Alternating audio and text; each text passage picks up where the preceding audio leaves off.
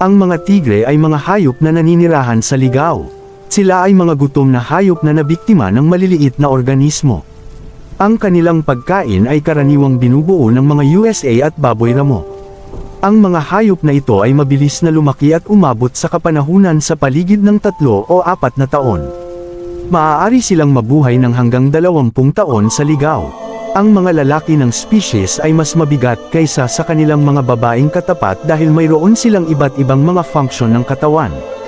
Ang mga anak ng tigre ay kilala bilang mga anak at nangangailangan ng espesyal na pangangalaga sa oras ng kanilang kapanganakan. Ito ang dahilan kung bakit ang karamihan sa mga cubs ay hindi nabubuhay sa ligaw.